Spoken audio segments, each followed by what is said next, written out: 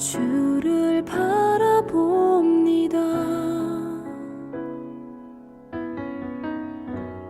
다시 오실 나의 왕 예수, 주를 기다립니다. 나의 소망 되신 주를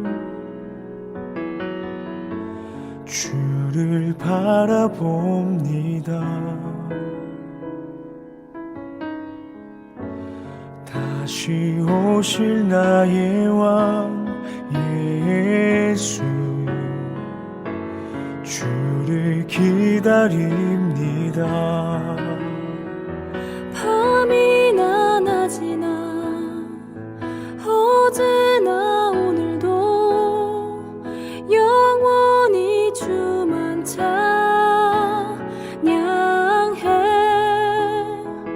괴롭고 슬플 때 낭망하여 넘어져도 언제나 주만 찬양하겠네.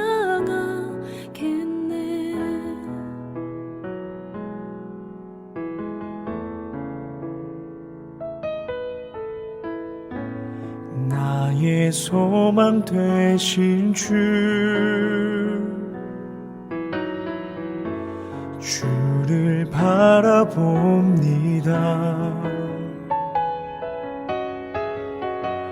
다시 오실 나의 왕 예수, 주를 기다립니다. 밤이나 낮이나 어제나 오늘도 영원히 주만 찬양해. 괴롭고 슬플 때 낭망하여 넘어져도 언제나 주만 찬양하겠네.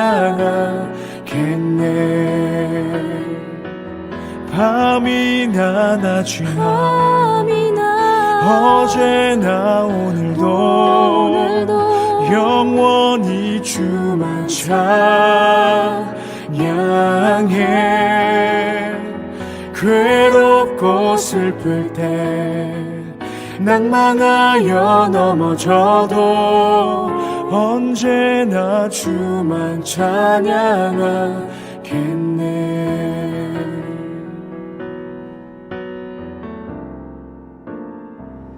밤이나 낮이나 어제나 오늘도 영원히 주만 찬양해.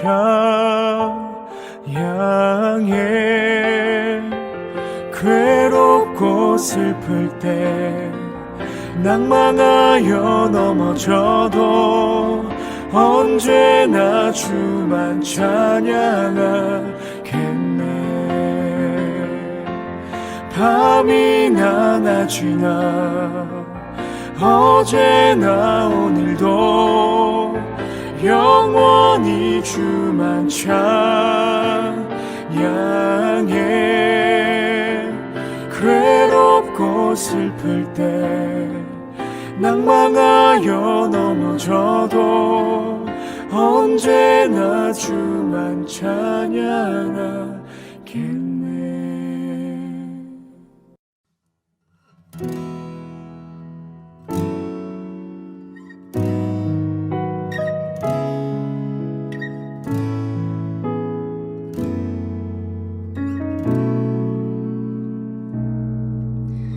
주의 보좌로 나갈 때에 어떻게 나가야 할까?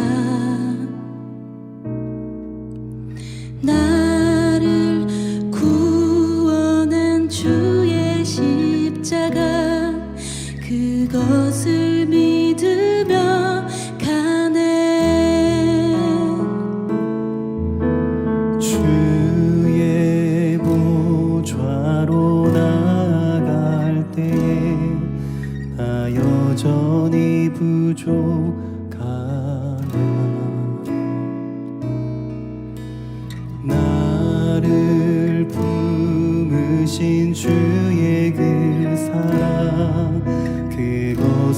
믿으며 가네.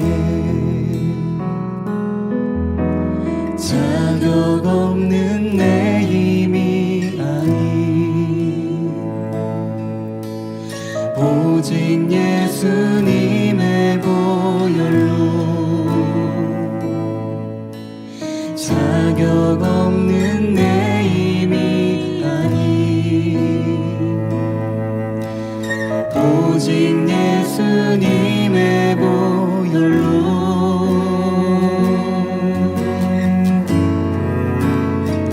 십자가의 보혈 완전하신 사랑 힘입어 나갑니다.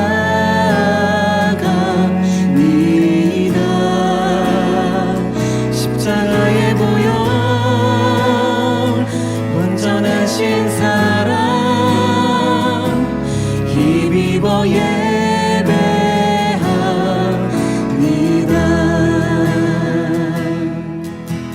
자격 없는 내 힘이 아닌 오직 예수님의 보혈로 자격 없는 내 힘이 아닌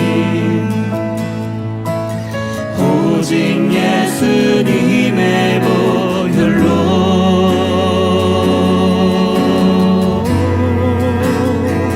십자가의 보혈 완전하신 사랑 힘입어 나갑니다.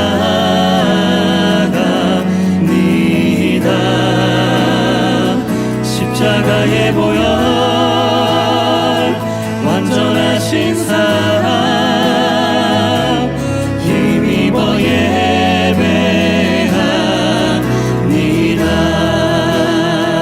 십자가의 보혈 완전하신 사랑 힘입어 나갑니다.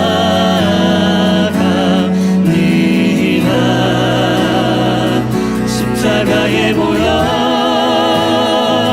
완전하신 사랑 힘입어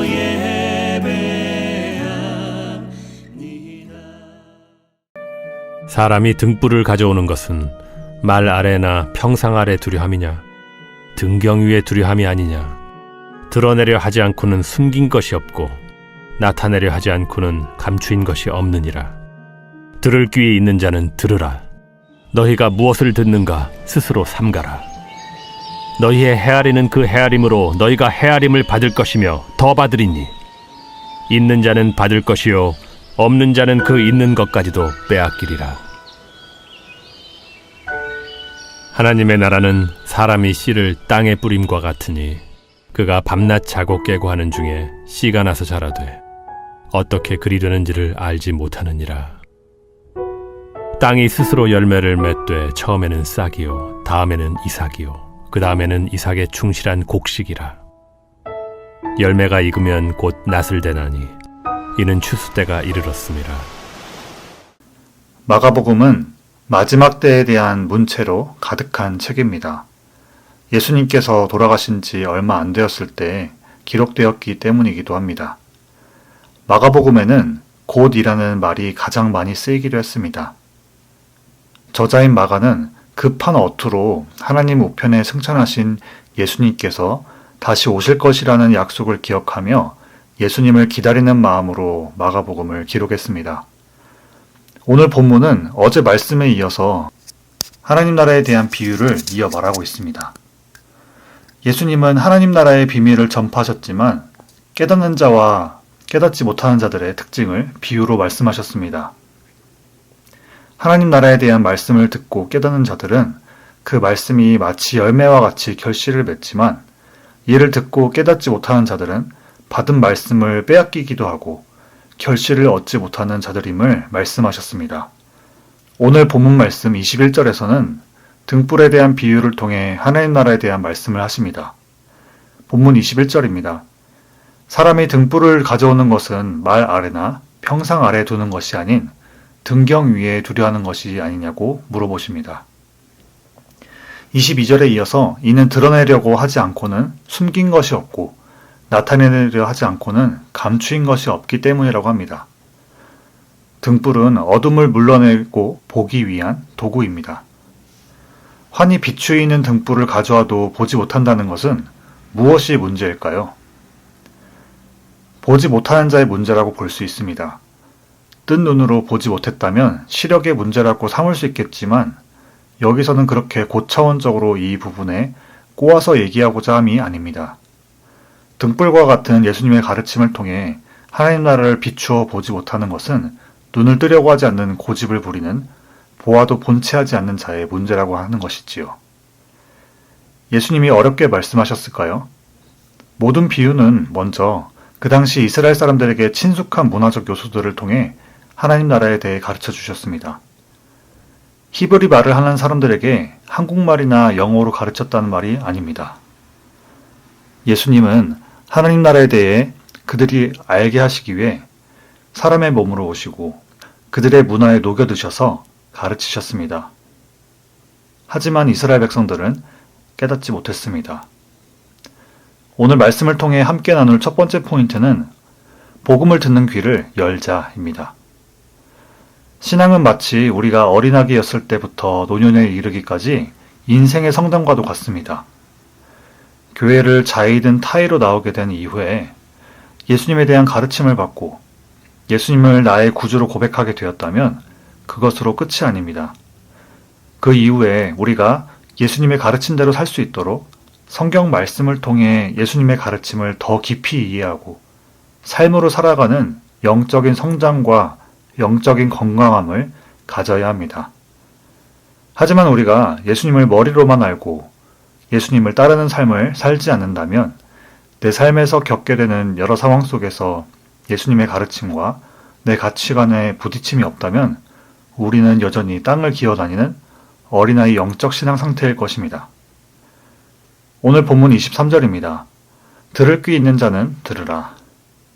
내 삶에 무엇을 집중하고 있느냐에 따라 예수님의 가르침이 내 인생을 하나님께서 기뻐하시는 삶을 살기 원하는 생명의 가르침으로 들릴 것인지 아니면 그냥 흘러가는 소음 정도로 들릴지 각자 다르게 반응하게 될 것입니다. 예수님은 예수님의 가르침을 들으라고 하십니다.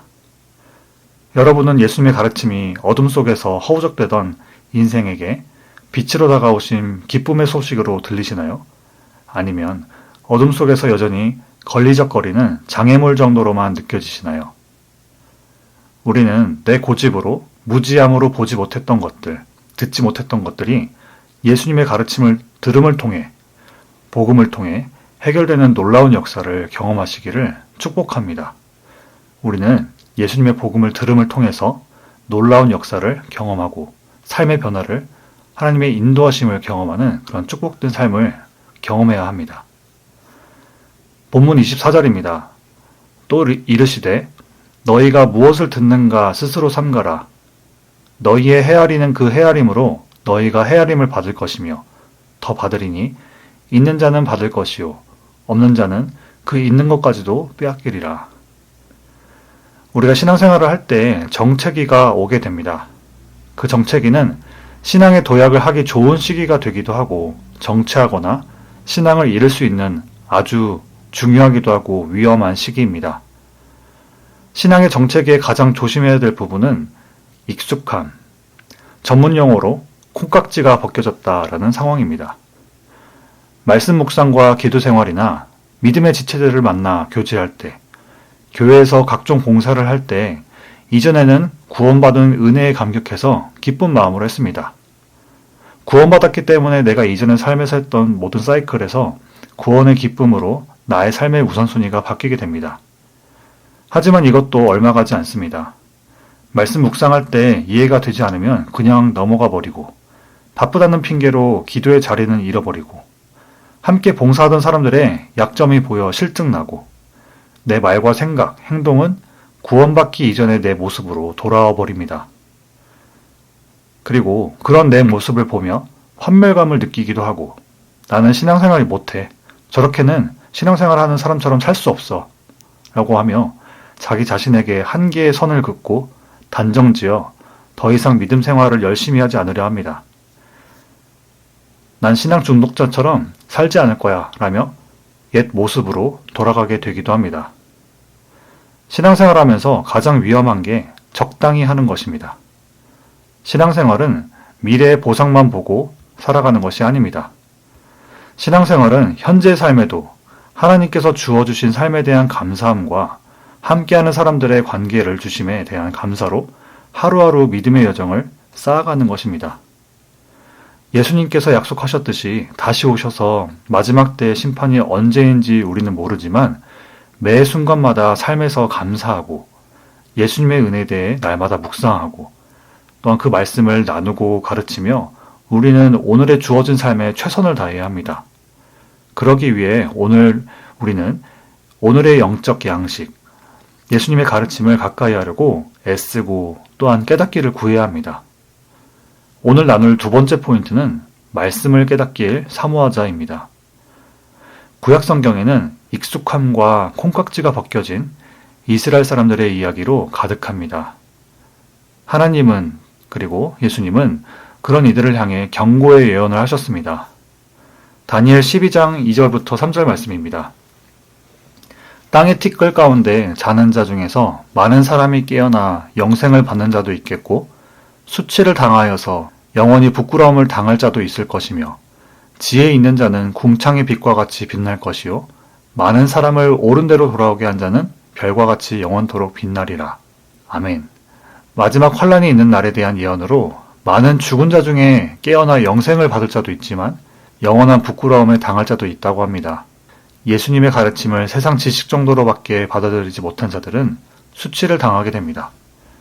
하지만 영생의 말씀으로 귀하게 여기고 사모하는 자들은 지혜가 있는 자와 같이 빛날 것이고 많은 사람들을 옳은 대로 돌아오게 해서 별과 같이 영원토록 빛날 것이라고 합니다. 오늘 본문 앞구절 23절에서 나눴듯이 우리는 들을 귀를 가져야 합니다. 들을 귀가 없다면 우리는 이스라엘 백성들과 같이 주어진 것에 대해 감사하기는커녕 의심하고 불평하며 옛것을 찾아 성장 없이 퇴보하게 됩니다. 그리고 하나님의 구원의 명단에서 끊어지게 됩니다. 모든 복의 근원인 하나님께로부터 왔다는 것을 인정하지 않은 채 누리고 있는 것을 자발적으로 놓을 것인가요? 복음의 가치를 알지 못해 겉핥기만 하다가 예수님을 떠나실 것인가요? 오늘 본문이 다른 구절들에서도 나왔지만 저자인 마가의 어투는 예수님의 말씀을 마지막 때에 대한 경고와 같이 엄하게 말하고 있는 듯합니다. 우리는 예수님의 말씀을 복음으로 듣는 귀를 갖게 해달라고 성령님께 기도해야 합니다. 그리고 예수님의 말씀이 내게 영적 생명의 말씀이며 진리로 받아들이고 삶에서 말씀의 순종, 삶에서 예수님의 가르침대로 살아내도록 성령님의 인도하심을 구해야 합니다. 말씀을 깨닫는 자는 등불과 같이 어둠을 밝힐 것입니다. 등불은 기름이 담긴 등경이죠. 이는 성경에서 성령을 비유로 하는 기름, 그 기름을 가진 등경, 즉 말씀에 대한 깨달음을 가진 자들을 말합니다. 기름 부음 받은 자라고 말하기도 합니다. 이런 기름 부음 받은 자는 하나님께서 아들로 여기시고 하나님께서는 그런 자들을 사용하십니다. 누가복음 4장 18절에서 19절 말씀입니다. 주의 성령이 내게 임하셨으니 이는 가난한 자에게 복음을 전하게 하시려고 내게 기름을 부으시고 나를 보내사 포로된 자에게 자유를, 눈먼 자에게 다시 보게 함을 전파하며 눌린 자를 자유롭게 하고 주의 은혜의 해를 전파하게 하려 하심이라 하였더라. 아멘. 이 말씀과 같이 우리에게 복음의 말씀을 주심은 성령의 기름 부음 받은 자로서 복음이 필요한 자들에게 우리를 지으신 목적, 이 땅에 보내신 목적을 다시 기억하게 하시기 위함입니다. 오늘 본문 다음 구절입니다. 또 이르시되 하나님의 나라는 사람의 씨를 땅에 뿌린 것 같으니 그가 밤낮 자고 깨고 하는 중에 씨가 자라나되 어떻게 그리 되는지를 알지 못하느니라. 땅이 스스로 열매를 맺되 처음에는 싹이요 다음에는 이삭이요 그 다음에는 이삭의 충실한 곡식이라. 열매가 익으면 곧 낫을 대나니 이는 추수 때가 이르렀음이니라. 아멘. 하나님의 말씀이 내 안에 심겨져 열매 맺혀짐은 그냥 되는 것이 아닙니다. 씨하신 말씀이 우리의 심령, 마음밭에 심겨져야 합니다. 우리는 복음의 말씀을 받아들이면 됩니다.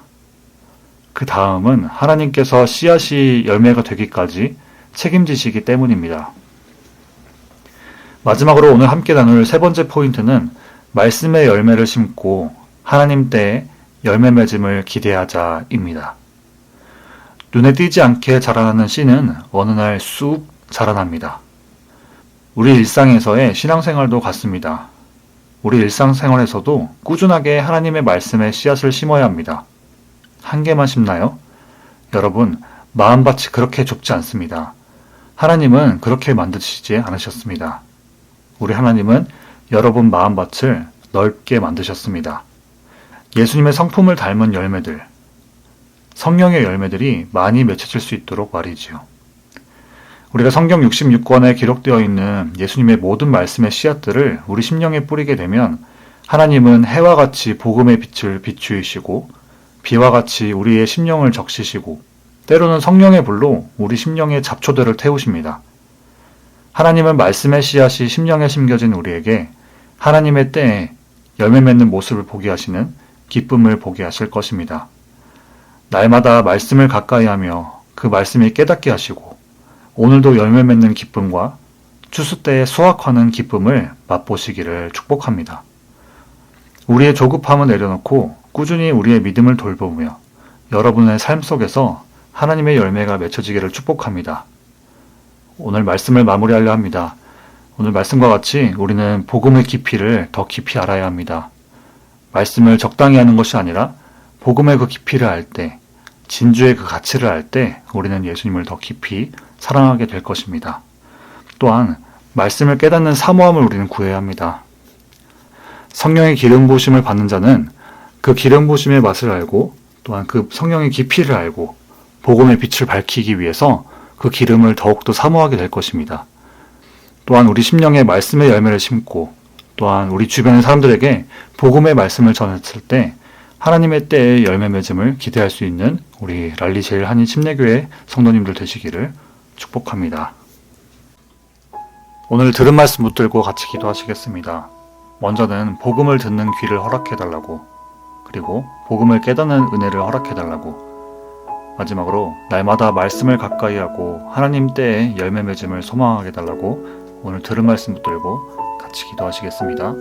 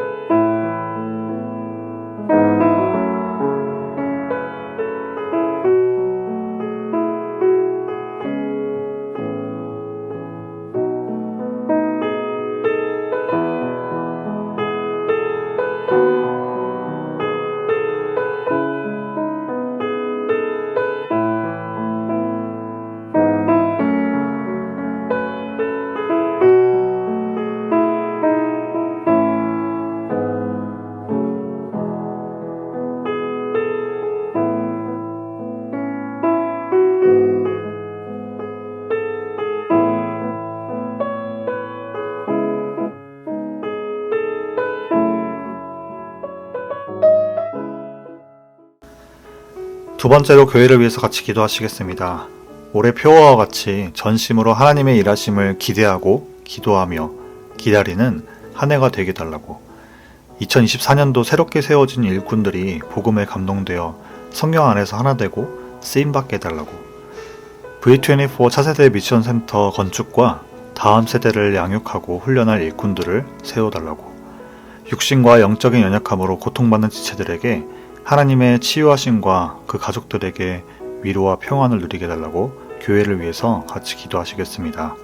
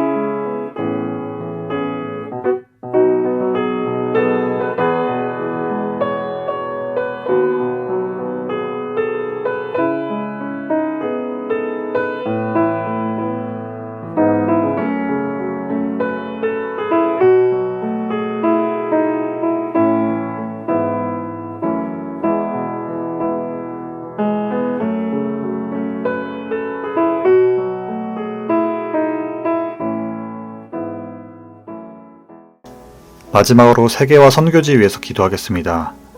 여전히 전쟁 가운데 있는 이스라엘과 하마스 전쟁, 우크라이나와 러시아 전쟁 가운데 하나님의 중재하심과 일하심을 볼 수 있도록 1월 말에 있는 태국 선교, 마트 선교 공동체의 모든 일정과 섬기는 이들에게 함께 해달라고, 그리고 각 마을별로 후원하는 선교지 가운데 하나님의 채우심과 일하심을 경험하게 하시고 복음의 열매를 맺을 수 있도록 세계화 선교지 위에서 같이 기도하시겠습니다.